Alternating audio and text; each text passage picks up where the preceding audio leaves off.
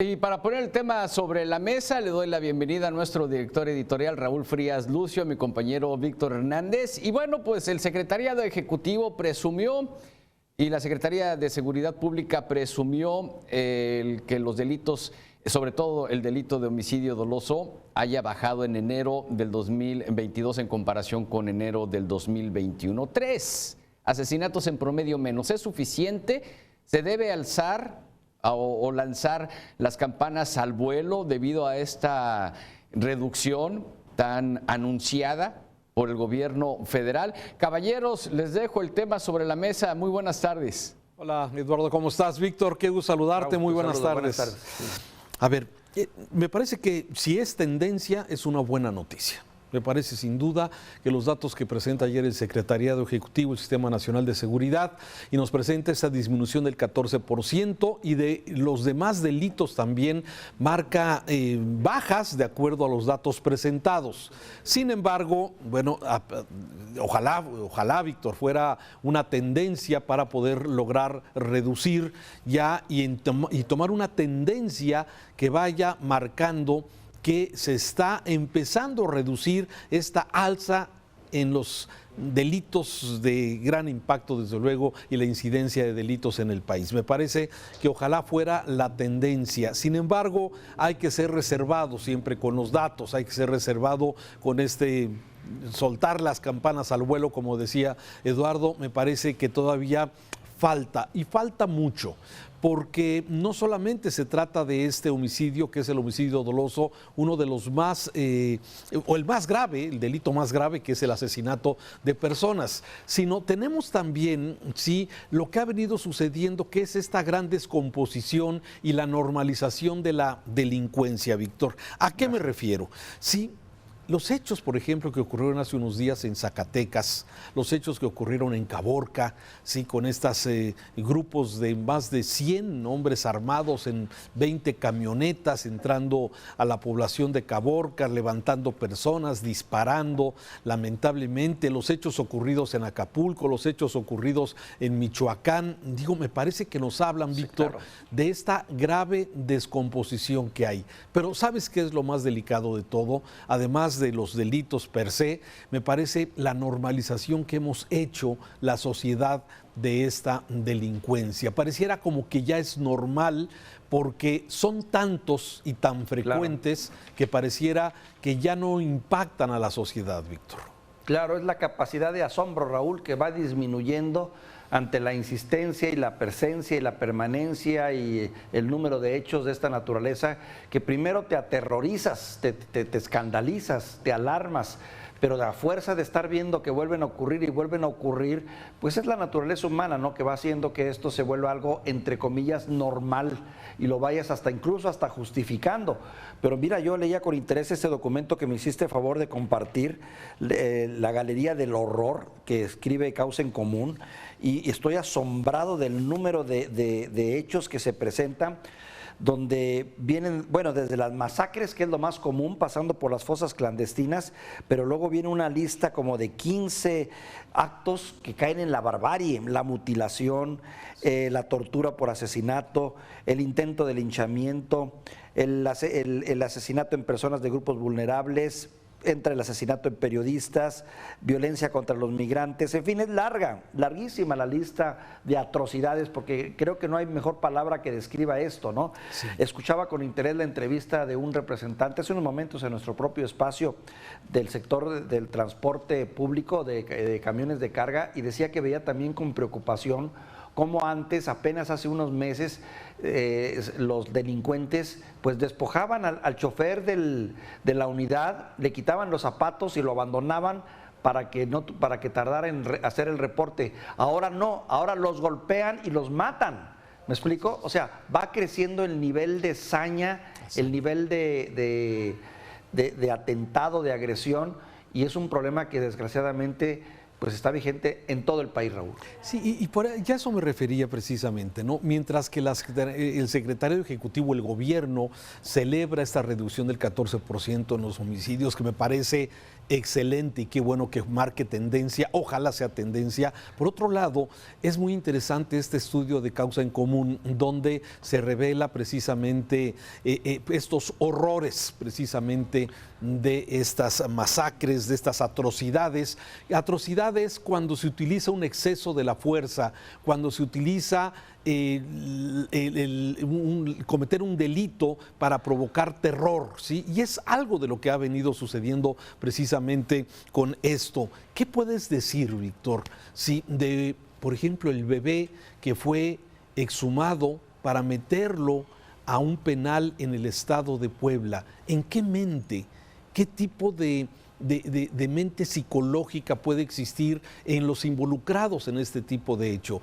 ¿Qué mente puede tener el sujeto o los sujetos que asesinaron a 10 personas allá en Zacatecas y las fueron a poner afuera de Palacio de Gobierno? Sí, ¿qué tipo de mente se necesita que 5 jóvenes de Zacatecas que habían ido el fin de semana a una fiesta, sí, fueron secuestrados, levantados y fueron lamentablemente asesinados? Sí, y eso muchas veces todo se lo está acreditando hoy las autoridades al crimen organizado, pero lamentablemente lo que documenta en estas atrocidades de Causa en Común es que es parte de la violencia que ha estado imperando en la sociedad, la violencia intrafamiliar, la violencia social, y esto que de alguna forma sigue pareciendo avanzando y que genera desde luego pues esta normalización de muchos de los delitos que realmente son causa de horror en la sociedad.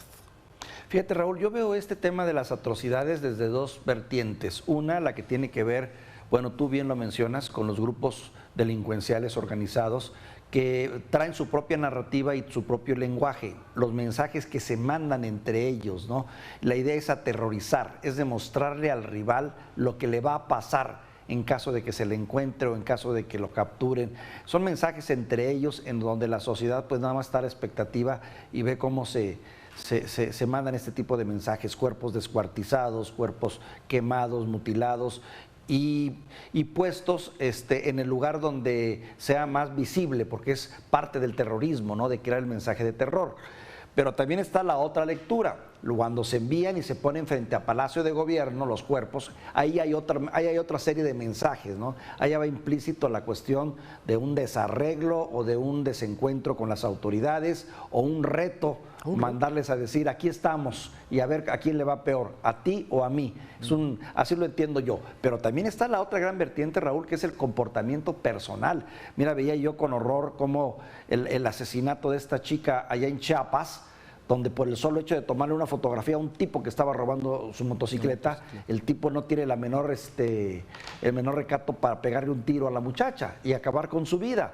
Entonces, los comportamientos también individuales forman parte de esta descomposición social, que viene de varios factores. Hay quien dice que es resultado de la pobreza, la marginación, el maltrato, la descomposición familiar, las drogas, etcétera, etcétera. Pero es un conjunto de terror en el que estamos metidos. A final del día es una espiral de violencia, Raúl, que no le vemos fin.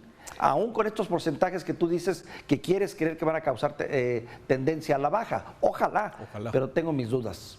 Sí, a ver, y desde luego sobre todo también, y aquí viene el análisis de lo que se ha hecho por parte de las autoridades, ¿no? Lo hemos dicho en muchas ocasiones, ¿sí? Un gobierno federal que de alguna forma solamente está pensando en esta estrategia de más Guardia Nacional, que era una guardia que originalmente iba a ser una guardia civil y que ahora con la propuesta que hace el presidente de incorporarlo a la Secretaría de la Defensa Nacional, estamos hablando de una guardia, de una seguridad militar, ¿sí?, dentro de todas las implicaciones que esto puede tener. Por otro lado, policías municipales infiltradas, débiles, sin apoyos, y los gobiernos estatales exactamente en las mismas circunstancias, ¿sí? Muchas veces solamente señalando es que son los criminales, es el crimen organizado, no nos toca, le toca al gobierno federal, así es que de alguna forma como que las cosas continúan igual. Y esto es exactamente, no se ve por dónde vamos a empezar a pacificar este país, que ha sido el ofrecimiento de los últimos sexenios, incluyendo este, desde luego, sí, donde pasan y siguen las atrocidades, siguen los homicidios, aunque con que ya mencioné, esta baja del 14% en homicidios dolosos, sí, pero en los demás delitos, Víctor, me parece que lo más delicado es que todo esto que se ha generalizado en diferentes delitos, asaltos, robo a casa habitación, en medio de una gran cifra negra que no se denuncia. ¿Por qué? Porque la gente no creemos, desde luego. Entonces, los datos que presentan de baja en robo, en asaltos, en robo a casa habitación, siempre tienen ese misterio de la cifra negra. Esa cifra negra que no denuncia y que simplemente son hechos que afectan a la sociedad. ¿Cuánta gente conoces tú que le robaron el celular, que le robaron en su casa, que los asaltaron en la calle, que no denuncian? ¿Por qué? Porque sabemos, lamentablemente, que no va a pasar absolutamente nada. Ese es el otro aspecto, la desconfianza, ¿no?, que sentimos en las mismas instituciones, ya sea porque consideramos que están involucrados, son parte del problema, o por su ineficiencia y su ineptitud, porque sabemos que no le van a dar respuesta. Y además por la falta de recursos que tienen. Mira, no todo es culpa de los policías ministeriales ni de los ministerios públicos, donde hay tantas y tantas fallas. La verdad es que también son instancias que han quedado muy olvidadas y rezagadas. Muchas veces no tienen ni con qué trabajar, ni gasolina para las patrullas, y ahí tienes tú a los judiciales pidiéndote el apoyo para la gasolina, o para que puedan comer mientras realizan la investigación, o para poder seguir la investigación en curso. Es terrible y patético, y no entiendo por qué no se ataca eso, ¿verdad? Pero en fin, es parte de esa problemática, Raúl. Te iba a comentar algo de los datos que dices. El problema, Raúl, está en que hoy nos hablan de estos datos, de esta disminución de 41% en los delitos federales. Sin embargo, Raúl, yo mucho me temo, y es la suspicacia que tengo en este momento, si no será también de ese banco de datos que el propio gobierno tiene en tantos otros rubros de la vida pública, mientras por otro lado los otros grupos tienen otros datos con otras fuentes que demuestran lo contrario. A ver si no nos enfrentamos a ese duelo de quién tiene los datos y quiénes son los buenos en los datos. Pues sí, lamentablemente estamos en esta discusión de los datos, estamos que si sí son, que si no son, pero me parece que la parte esencial de todo este asunto es precisamente el horror, el poder normalizar o evitar normalizar la violencia, el que haya una reacción social para exigir a las autoridades que cumplan con su objetivo, que cumplan con su trabajo de brindar seguridad a los ciudadanos. Mientras sigamos en esta simulación de que sí se combate, y por otro lado también la sociedad de alguna forma normaliza este tipo de hechos, sí pocas posibilidades hay de que tengamos, digamos, una paz próxima, duradera, y que desde luego nos dé mejor calidad de vida a los ciudadanos. Lo veo complejo. Yo también lo veo difícil. No creo que en este sexenio se vaya a lograr arreglar este problema, a pesar de que el presidente aseguró que sería un fracaso para su administración no avanzar en materia de seguridad. Veremos. ¿Cuántas cosas se han dicho, Víctor? Se han dicho muchas. Bueno, Víctor, muchas gracias por tu análisis y comentarios. Gracias. Vamos a continuar informando.